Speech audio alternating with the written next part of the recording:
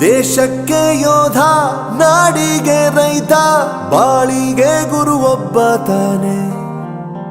ಅಕ್ಷರ ಕಲಿಸೋ, ಅಜ್ಞಾನ ಅಳಿಸೋ, ಅವನೂನು ಅನ್ನದಾತಾನೆ.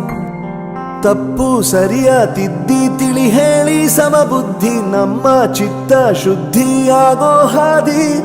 ಎಷ್ಟೇ ದೂರ ಹೋದ್ರೂ ಮರಿಬೇಡ ನಿನ್ನ ಬೇರು, ನಿನ್ನ ಸಾಧನೆಗೆಲ್ಲ ಇದುವೇ ಆದಿ. ಪಾಠಶಾಲಾ